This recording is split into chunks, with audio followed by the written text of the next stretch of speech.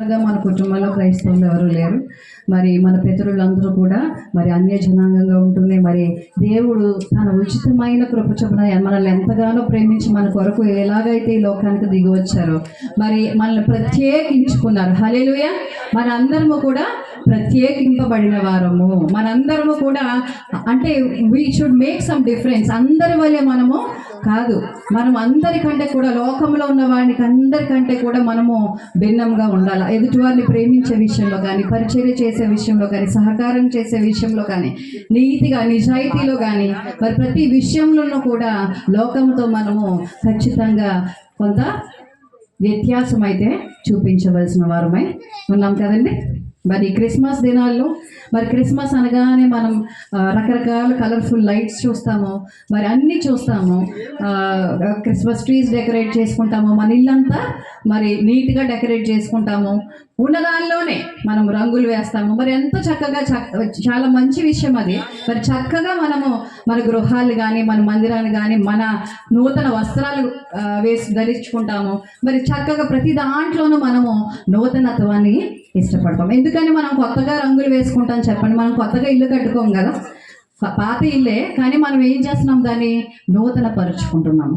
అలానే మనం కూడా బట్టలు కూడా ఏం చేస్తామంటే పండగ అనేటప్పటికీ నూతన వస్త్రాన్ని ధరించడానికి ఇష్టపడుతూ ఉంటాము. పిల్లల దగ్గర నుంచి చిన్న పిల్లలు కూడా అడుగుతూ ఉంటారు కదా, నాకు కొత్త బట్టలు కావాలి, పండగ వస్తుంది అని చెప్పి. కాబట్టి ఏంటంటే మనకి ఏం కావాలి, మనం ఏం కోరుకుంటాము అంటే ఎప్పుడు కూడా నూతనత్వాన్ని కోరుకుంటామండి. ఇక్కడ 2 కొరింథీలు 5వ అధ్యాయము 17వ వచనంలో చూస్తే, ఎవడైనాను క్రీస్తునందున్న యెడల వాడు నూతన సృష్టి, పాతవి గతించని, ఇదిగో సమస్తము క్రొత్తవాయి అని అంటున్నారు. హల్లెలూయా. మనము నూతన సృష్టి అండి. మనం మన తల్లి గర్భంలో పుట్టింది ఒక సృష్టి అయితే, ఇప్పుడు మనము ఆయన రక్షణ పొందిన వారమై ఉన్న ప్రతి ఒక్కరము కూడా ఒక నూతన సృష్టిగా ఉన్నాము. ఒక కొత్త వాళ్ళం మనం. అంటే మన పాత జీవితాన్ని మనం విడిచిపెట్టి, మనం ఎప్పుడైతే రక్షణలో దేవుని అంగీకరించి మనం ఎప్పుడైతే అక్కడ మునిగి ఉన్నామో, అక్కడే మన సమస్త పాపాలని మనం విడిచిపెట్టి మరలా మనం అక్కడ బాప్తిసం తీసుకొని పైకి లేచినప్పుడు మనం క్రొత్త వారిగా మరి మనము ఉండవలసిన వారమై ఉన్నామని చెప్తుంది. ఎవడైనా క్రీస్తునందు ఉంటే వాడు నూతన సృష్టి, పాతవన్నీ కూడా గతించిపోయాయి, సమస్తం ఏమయ్యాయండి, క్రొత్తవి, నూతనం అయిపోయాయి, క్రొత్తవాయను అంటున్నాడు. సరే, ప్రతిదీ కొత్తది అయిపోయిందా? మన ఇల్లు ఉంది, మనం రక్షణ తీసుకున్నాక క్రొత్తది అయిందా? లేదు. కానీ ఇన్ కేస్ ఇప్పుడు ఏదైనా కూడా, ఇప్పుడు మనం ఒక కారు కొనుక్కున్నాం అనుకోండి, అది కొత్త కారు, అంతే కదండి. ఒక షోరూమ్కి వెళ్ళి మనం ఒక కారు తెచ్చుకుంటాము, దాన్ని ఏమంటాం మనం? క్రొత్త కారు కదండి. అది 1 సంవత్సరం వాడిన తర్వాత అది కొత్త కారు అండి. అది ఏమవుతుంది? పాతది. 1 సంవత్సరం కూడా అక్కర్లేదు, 1 వారం రోజులు మనం ఒక కార్ని వాడిన తర్వాత దాన్ని తీసుకెళ్ళి మళ్ళీ ఆ షాప్ వాడికి ఇస్తే మనం ఇచ్చిన వేళ మన దానికి పొందలేము, చెల్లించడు.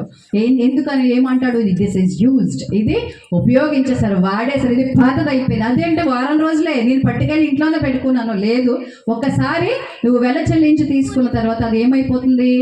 పాతదే. నువ్వు వాడినా వాడకపోయినా ఒకటి కొన్నాము అంటే కొన్న వెంటనే అది కొత్తది. అది 1 వారం తర్వాత, 1 నెల తర్వాత, అది ఇల్లు కావచ్చు, మరి ఏదైనా వస్తువు కావచ్చు, అది ఏమైపోయిందండి? పాతదైపోయింది. అయితే మనకి నూతనత్వం వేరు, దేవుని దృష్టిలో నూతనత్వము వేరు. మనుషుల దృష్టిలో నూతనత్వం ఏంటి? కొన్న వెంటనే, ఏదైనా చేసిన వెంటనే అది నూతనమైనది. కానీ దేవుని దృష్టిలో నూతనమైనది కాదండి. ఇప్పుడు కారు అంటే వారం రోజులు పాతది అయిపోతుందని చెప్తున్నాం కదా. మరి మనం ఉన్నాం కదా, మనల్ని దేవుడు నూతన పరుచుకున్నాడు కదా, మరి మనము పాత స్థితిలో ఉన్నామండి. మళ్ళా మనకి తర్వాత పాత స్థితి ఉంటుందా? ఉండదండి, ఉండకూడదు. మనం ఎప్పుడైతే దేవునిలో కడగబడ్డ జనాంగంగా ఉన్నామో, ఆ తర్వాత మనం ఏమైపోయామంటే నూతన సృష్టి అయిపోయామండి. మనల్ని నూతన పరిచిన వాడు పరమ దేవాది దేవుడు కాబట్టి ఆయన చేతిలో ఉన్న మనము ఇక పాత వారము కాము. హల్లెలూయా. ఇప్పుడు ఏ వస్తువైనా పాత పడిపోతుంది మనం కొన్న తర్వాత, కానీ మనం ఎప్పుడైతే దేవుని చేతిలో పడ్డామో ఇంకా మనం రోజుకి దినదినము నూతనం అవుతూనే ఉంటాము తప్ప మన పాత రోత జీవితము, మన పాత స్థితి అనేది మనం మరలా తెచ్చుకోకూడదండి. మరి ఒక క్రిస్మస్కి నేను ఒక ఊర్లో నేను అటెండ్ అయినప్పుడు చాలా గ్రాండ్ క్రిస్మస్ జరుగుతూ ఉంది. మరి నేను అక్కడికి అటెండ్ అయ్యాను. నా ఫ్రెండ్, నా కలీగ్ ఒకరు నన్ను ఇన్వైట్ చేశారు. సో అక్కడికి నేను వెళ్ళినప్పుడు అసలు ఆ వీధి అంతా కూడా, ఆ ఊరంతా కూడా మరి చాలా ధనిక కుటుంబాలు, మరి చక్కని లైటింగ్లు, దారంతా కూడా చాలా పరలోకమే దిగి వచ్చింది అన్నట్టుగా ఉంది. చాలా సంతోషపడ్డాను. ఇంత గొప్ప క్రిస్మస్, ఇంత గొప్ప క్రిస్మస్, ఇంత వీధి వీధి ఊరంతా చేస్తారా అని అనుకున్నాను నేను. సో క్రిస్మస్ అయిపోయింది. So we're having a dinner. మేము డిన్నర్ చేసేసాము. అందరూ డిన్నర్ చేసిన తర్వాత వెన్ ద పాస్టర్ గారు ఇట్లాగా స్టేజ్ దిగిన వెంటనే అంతేనండి, అక్కడ యూత్ కానీ ఇంకా పెద్దవాళ్ళు కూడా చాలా మంది మరి వాళ్ళు విదేశాల నుంచి వచ్చి అక్కడ క్రిస్మస్ చేసుకుంటారు. క్రిస్మస్ చేసుకోవడం కోసమే ఎంతో ఖర్చు పెట్టుకుని వాళ్ళు ఉద్యోగాలకు సెలవు పెట్టి ఫారెన్ నుంచి వస్తారు. అయితే వాళ్ళు ఎప్పుడైతే పాస్టర్ గారు అలా వెళ్ళిపోయిన వెంటనే వాళ్ళ పాత స్థితి, వాళ్ళ రోత జీవితం ఏదైతే ఉంటుందో, వాళ్ళు డ్రింక్ చేసుకుంటూ, వాళ్ళు సినిమా పాటలు పెట్టుకుంటూ, వాళ్ళు డాన్సులు చేసుకుంటూ వేరొక రకమైన లోకాచారమైన మరి పండగ వారు చేయడం నేను చూసినప్పుడు, నేను 21 సంవత్సరాల వయసులో ఎంతో వేదనకి గురయ్యే యవ్వన కాలంలో మరి క్రిస్మస్ అంటే ఎంతో గొప్పగా అప్పటిదాకా కూడా చూసిన నాకు చాలా వేదన కలిగిందండి. ఎందుకంటే మనం నూతన పరచబడ్డాము, మనము కడగబడ్డాము, మనం పరిశుద్ధపరచబడ్డాము. మనల్ని పరిశుద్ధపరచడానికి ఆయన తన అద్వితీయ కుమారుణ్ణి సైతం మన కోసము త్యాగం చేశాడు. కానీ ఇక్కడ వీళ్ళు చూస్తుంటే వాళ్ళు ఎన్నో జనరేషన్స్గా మరి వాళ్ళు క్రైస్తవులుగా ఉన్నారు. వాళ్ళు తన తాతలు తండ్రుల దగ్గర నుంచి క్రైస్తవులుగా ఉన్నారు. మరి ఎందుకు ఇంత దౌర్భాగ్యమైన జీవితాన్ని వారు గడుపుతున్నారని ఆ రోజు రాత్రి అంతా కూడా మరి నాకు నిద్ర పట్టని పరిస్థితి. మనం ఎప్పుడైతే క్రీస్తులో ఉంటామో అంటే లోకంలో, అంటే లోకస్తులు అలా ఉన్నప్పుడు మనం చూడగలుగుతాం, కానీ క్రైస్తవులు అంత భయంకరమైన పరిస్థితుల్లో ఉన్నప్పుడు మరి నిజంగా మనలో క్రైస్తవత్వం ఉంటే అలాంటి పరిస్థితులు మనము చూడలేమండి. కాబట్టి మనం ఏం చేయాలి అంటే మనల్ని మనము నూతన పరుచుకోవాలి. ఎందుకంటే మనము పరిశుద్ధమైన జనాంగము. 1 పేతురు 2వ అధ్యాయము 9వ వచనము ఎవరైనా చదవగలిగితే చదవండి. నేనే చదువుతున్నాను, వినండి. అయితే మీరు చీకటి నుండి ఆశ్చర్యకరమైన తన వెలుగులోనికి మిమ్మల్ని పిలిచిన వాని గుణాతిశయములను ప్రచురము చేయ నిమిత్తము ఏర్పరచబడిన వంశము, రాజులైన యాజక సమూహము, పరిశుద్ధ జనమును, దేవుని సొత్తైన ప్రజలునై ఉన్నారు. హల్లెలూయా. మరలా ఒకసారి చెప్తున్నాను చూడండి. చీకటిలో నుంచి ఆశ్చర్యకరమైన తన వెలుగులోనికి మిమ్మల్ని పిలిచాడట దేవుడు. మనల్ని దేవుడు చీకట్ల నుంచి వెలుగులోనికి పిలిచాడు. చీకటి పాప జీవితంలో ఉన్న మన జీవితాన్ని మార్చడానికి ఆయన మనల్ని వెలుగులోనికి పిలిచాడండి. మనం అస్సలు చీకటిని భరించలేం. కొద్ది సమయం అంటే ఇప్పుడు మనకి వెలుతురు అలవాటు అయిపోయింది కాబట్టి కొద్ది సమయం, రాత్రి సమయంలో కొద్ది సమయం కరెంటు పోతేనే మనము చాలా మన పనులు మనం చేసుకోగలుగుతామా? మనం రోజు చేసుకునే పనులు చీకట్లో వంట చేసుకుంటామండి, లైట్ లేకుండా చేసుకోగలుగుతామా? మరి ఎంతకాలం అయిందండి మన కరెంట్ వచ్చి? ఒక 100 సంవత్సరాలు కూడా అవ్వదేమో మన కరెంట్ వచ్చి. మరి అప్పుడు ఎలా చేశారంటారు వాళ్ళు? అప్పుడు వాళ్ళు ఎలా బ్రతికుంటారంటారు? ఈ రోజున కరెంట్ పోతే మనం ఇంట్లో వంట చేయగలమా? అట్లీస్ట్ ఫోన్ లైట్ చూసుకుంటాం, ఒక క్యాండిల్ చూసుకుంటాం, ఒక కొవ్వొత్తి వెలిగించుకోవాలి, ఒక ఫోన్లోనైనా లైట్ వేసుకోవాలి, ఒక టార్చ్ అయినా వేసుకోవాలి. లేకపోతే మన పనులు మనము యథావిధిగా చీకట్లో చేసుకోలేము.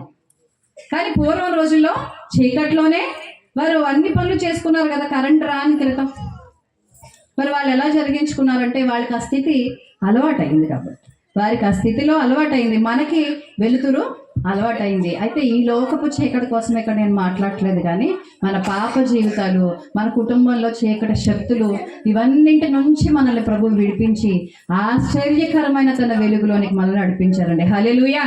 ఆయన వెలుతురు ఎలా ఉందంటే చాలా ఆశ్చర్యకరమైన తన వెలుతురులోనికి, అంటే మనం సర్ప్రైజ్ అయిపోతాం అనమాట. ఒక బ్రైట్గా, చాలా బ్రైట్గా ఉందనుకోండి, ఎక్కడైనా ఎంత సర్ప్రైజ్ ఫీల్ అవుతామో మనం.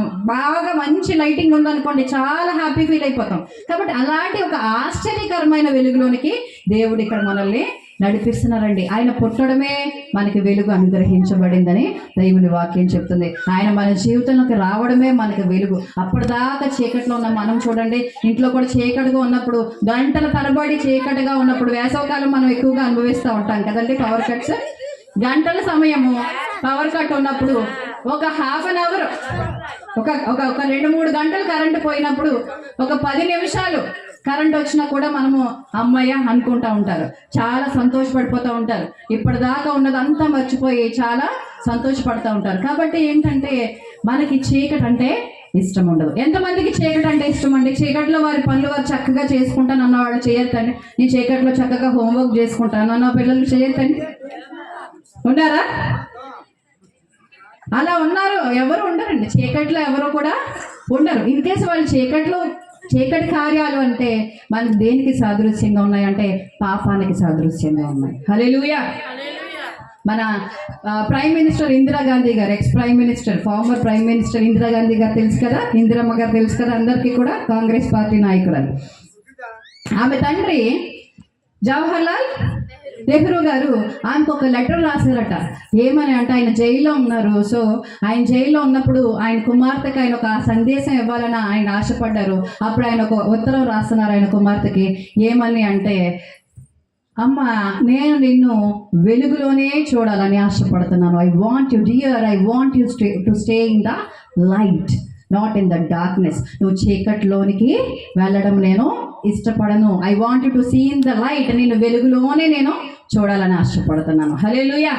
సో మనకి ఏం కావాలంటే అంటే ఏంటంటే అర్థం, నువ్వు తప్పు పనులు చేస్తే నేను ఇష్టపడలేను, నేను తలెత్తుకోలేను, నువ్వు ఎప్పుడు కూడా చాలా ఉన్నతంగా ఉండాలి, నువ్వు వెలుగులోనే ఉండాలి అని చెప్పేసి ఆయన అక్కడ చెప్తున్నారు. మనకి బైబిల్ ఏం చెప్తుందండి?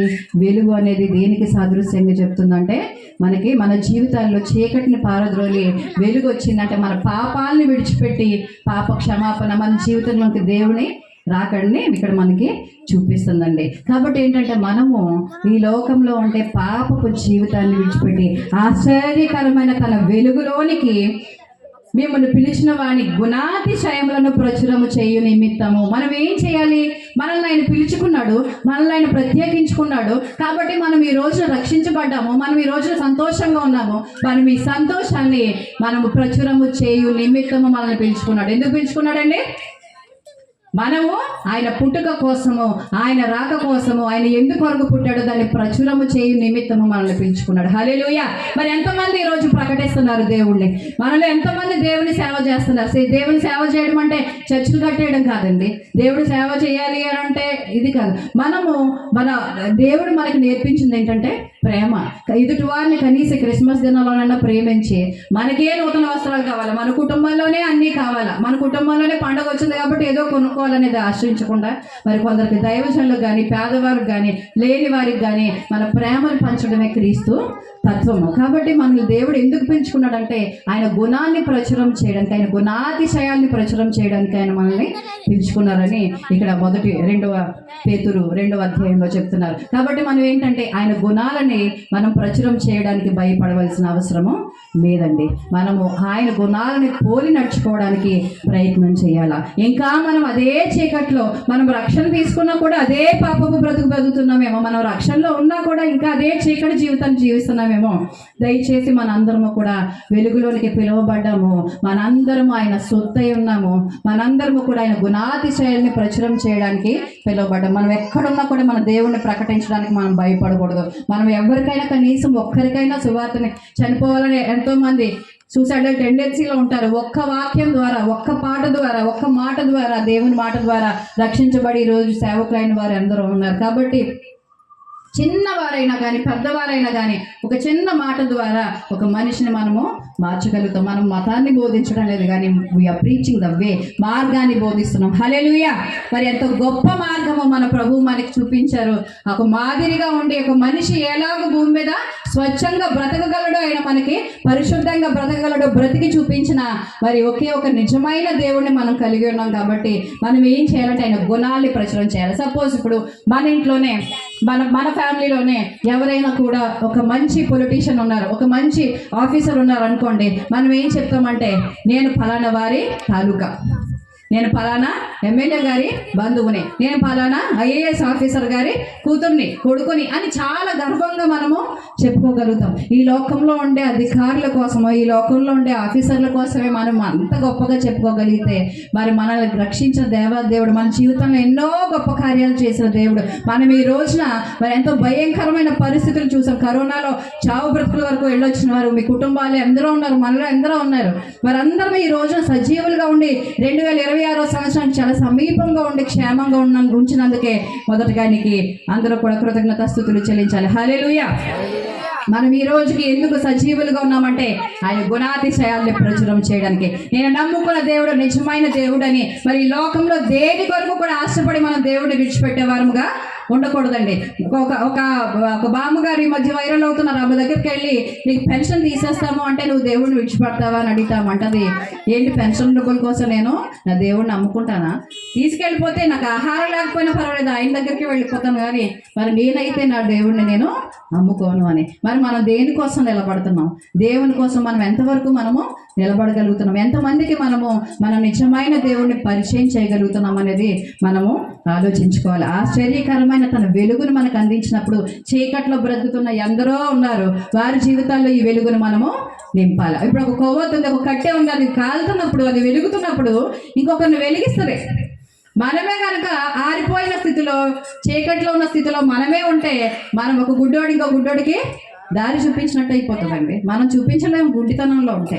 మనం చీకట్లో ఉంటే ఇంకొకరిని మనము నడిపించలేము. కాబట్టి ముందుగా మనము వెలుగులోనికి రావాలి, మనము దేవుని శక్తిని తెలుసుకోవాలి. మనకి ఏ సమస్య వచ్చినా, ఏ కష్టం వచ్చినా, ఎంత ప్రాణాల మీదకి వచ్చినా కూడా మనకి కాపాడే వాళ్ళు ఎవరూ లేరు తప్ప మన దేవుడు ఒక్కడే. హల్లెలూయా.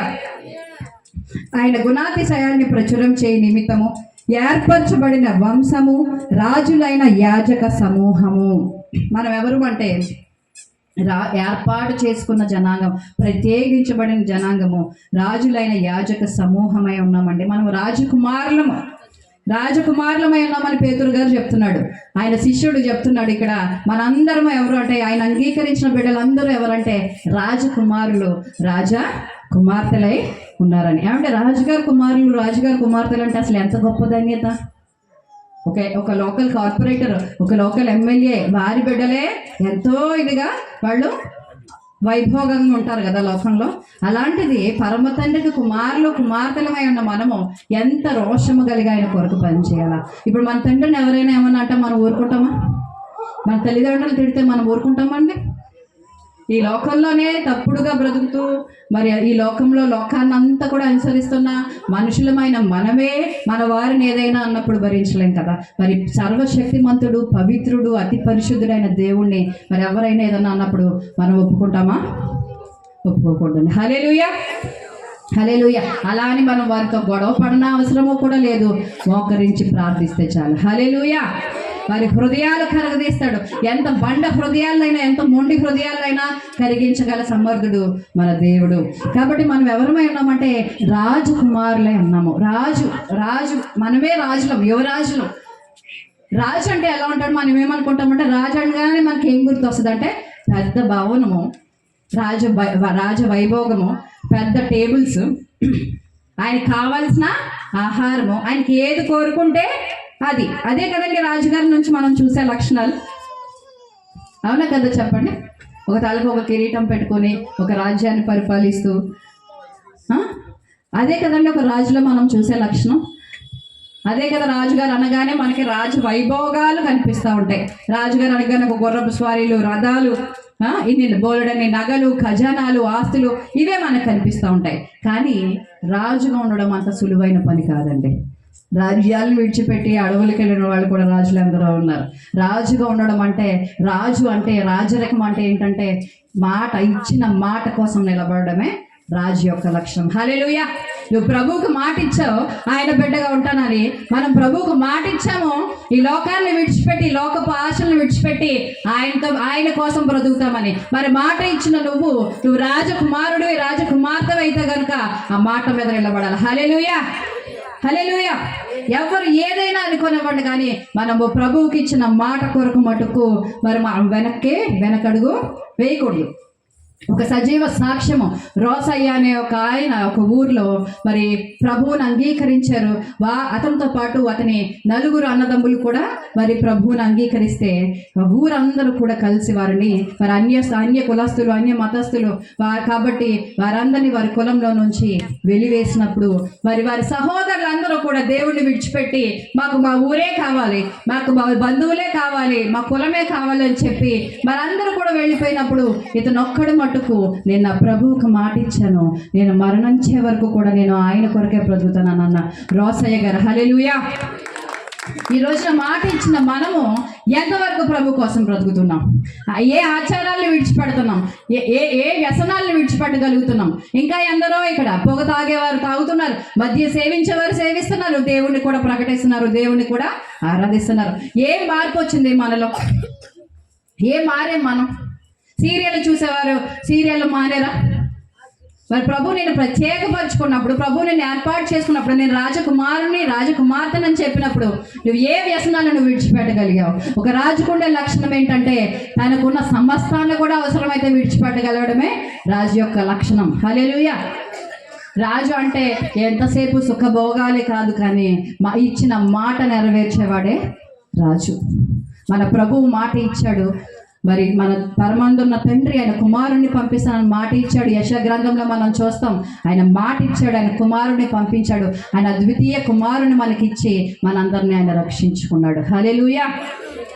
కాబట్టి మనము ఆయన బిడ్డలే ఉన్నప్పుడు మనం అబద్ధాలు ఆడొద్దు, మనము సీరియళ్ళు సినిమాలు లోకంలో ఉండే వాటికి మనం వెళ్ళొద్దు, మనము గొడవలు పడొద్దు, మనం ఈ లోకంలో ఉండే వ్యసనాల జోలికి వెళ్ళొద్దు. మనం వీటిని విడిచిపెట్టి మనం ఉదయాన్నే లేవడమే దేవుని వాక్యంతో, దేవుని ప్రార్థనతో మనం మొదలు పెట్టుకొని మన దినం ముగించినప్పుడు కూడా ఆయన వాక్యాన్ని ధ్యానించడం ద్వారా, ఆయన ప్రార్థించడం ద్వారా మనం ముగించుకోవాల్సిన వారమై ఉన్నాం. మనం వ్యసనాలను ఎప్పుడైతే సీరియళ్ళు సినిమాలు ఈ పొగాకులు ఈ మద్యం ఇలాంటి వ్యసనాలను నువ్వు ఎప్పుడైతే విడిచిపెడతావో గుర్తుపెట్టుకో, అప్పుడు మాత్రమే నువ్వు దేవుని ప్రజలుగా ఉండడానికి అర్హుడవి. హల్లెలూయా. హల్లెలూయా. మనందరము రాజరికం కలిగి ఉండాలి అని అంటే, రాజు యొక్క వారసులుగా మనం ఉండాలి అని అంటే రాజ లక్షణాలు, మన దేవుని లక్షణాలను మనము కలిగి ఉండాలి. కాబట్టి క్రిస్మస్ దినాల్లో ఒకరినొకరు ప్రేమతో మరి సఖ్యతతో మంచిగా గొడవలు పడే తత్వము ప్రభువుకి ఇష్టమైన తత్వము కాదు.